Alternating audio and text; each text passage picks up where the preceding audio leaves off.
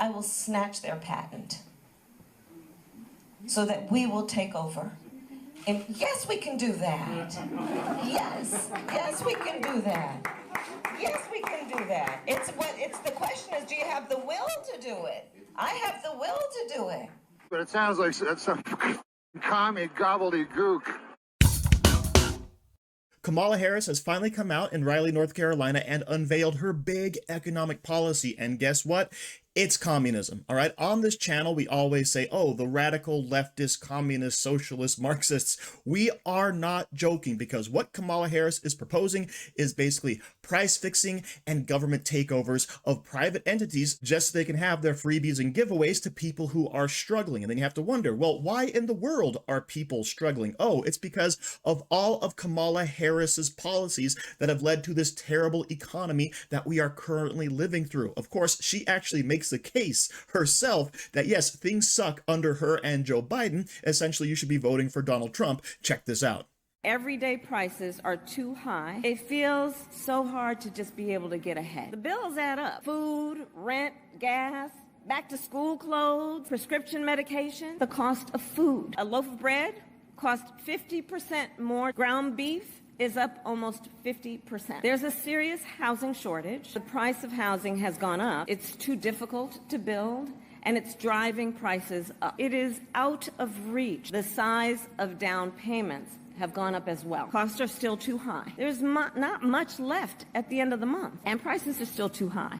All of this is happening on your watch, and yet you want people to trust you, to come out and vote for you, to give us 4 more years of these terrible policies. But of course, it's all by design. Why do you think we have wide open borders? Why do you think businesses were shut down for so long? Why do you think criminals are going unprosecuted? It is to, of course, create unrest, which is the playbook for communism in general, before they can bring it in, because the people are struggling so much. They're so sick and tired of the craziness that they will do anything in order to stop it, including voting for straight up communist Marxists like this lady right here. Now, of course, not everyone is buying this garbage, and surprisingly enough, CNN is going to point out how stupid these policies actually are. This was a masterclass in sticking to the script, keeping things very voter friendly, keeping the details incredibly light, and not talking about how you have to pay for it all. If Donald Trump is sort of Harry Potter in terms of the magician for his policies, this was a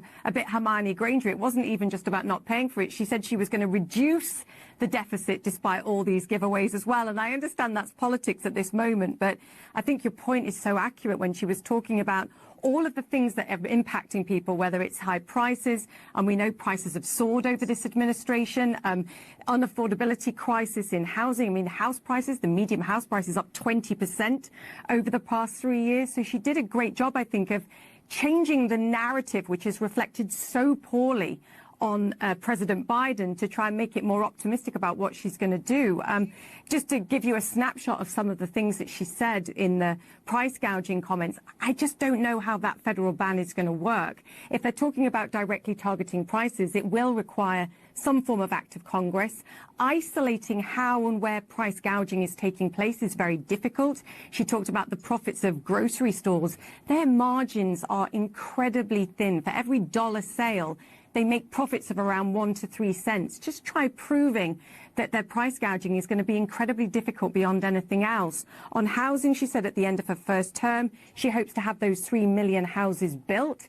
But in order to do that, a lot of these home builders, and they are saying that they'll provide incentives, they're going to have to borrow money. And we know interest rates are really high. So a lot of that's going to depend on mortgage rates coming down, which could end up fueling house prices even higher if people start buying. But also home builders are going to want to be able to borrow at lower rates as well. I mean, I can pick out a whole host of other things where the devil's going to be in the detail, and it's all going to be about the execution. This is what Democrats always do. They promise you everything and never say how they're going to pay for it, because essentially they have to raise taxes, which of course raises the prices of everything and takes money out of your pocket. Now, of course, the big story is still Kamala Harris is turning everything around. She's incredibly popular. She's narrowing the gap with Donald Trump. Never mind the fact that at this particular rally, we had 250, seriously, 250 people, including press, at this rally, all right, supposed rally, where she's announcing her vast economic plan that's going to fix all the problems that she herself has created, right? This is terrible. This is sparse. So she had a couple of big moments, it looked like, but were they really her moments, or were they driven by bringing in stars to give performances? So people are essentially coming to a concert instead of to a Kamala rally. So of course, how were they going to keep up that enthusiasm when already it seems to have waned? Well, it's easy. You're just going to pay people to interview you, to give softball questions, right? And once again, Black Aid for Sale, prominent activist exposes Kamala Harris's $10,000 interview offer and slams Democrat plantation tactics to manipulate black voters, right? This is, I believe, the fourth person to come forward and say, hey, the Kamala Harris campaign is approaching us wanting to do an interview with an influencer, right? Because that's how they're going to try to gain all their ground, gain all their traction, or at least have the illusion that they're gaining ground or gaining traction. So this, of course, is astroturfing of the worst kind, which is something that Democrats are actually really good at. And the plan, of course, is to keep Kamala Harris out of the spotlight, not to answer questions from the press, because we know how she handles that. And this game plan is going to be revealed on CNBC.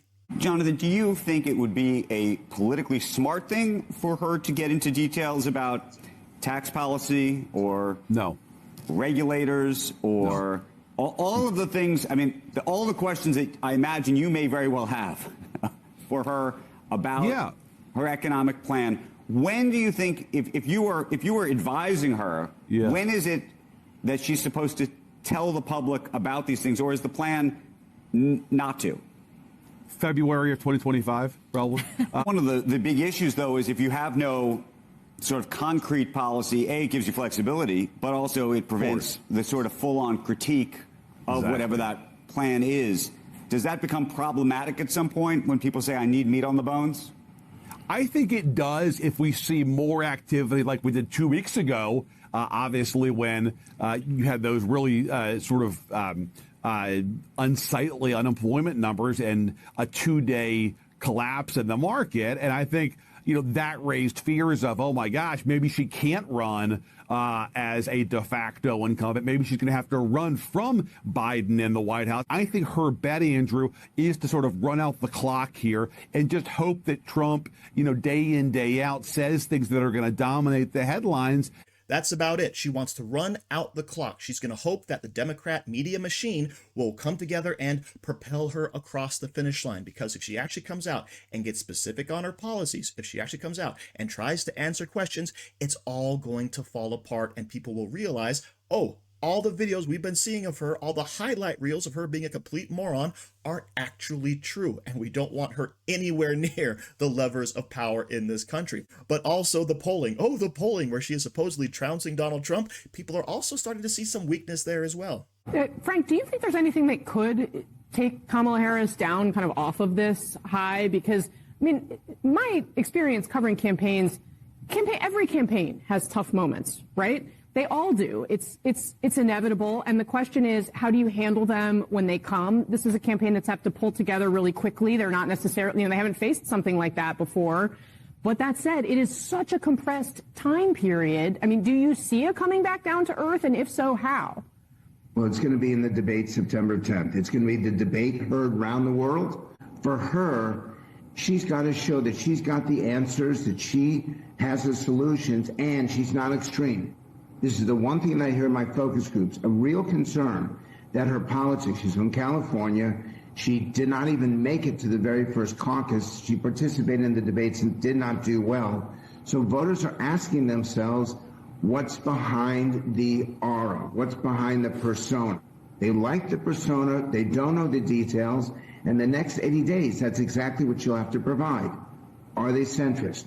Are they mainstream? Or are they extreme? That's her challenge. And that, of course, is what the Democrats always do. They campaign in the center. Even though they have far left ideals that they're going to push on the American people, they have to fool the vast majority of uninformed voters that, hey, look at me, I'm actually normal. I'm actually a little bit conservative, dare I say. It's the same thing with Joe Biden, all right? People voted for him, supposedly, because he was the return to normalcy, right? And his administration has been anything but. And people have that buyer's remorse, but now they have to put lipstick on that pig that is Kamala Harris and say, look, she's not a crazy commie.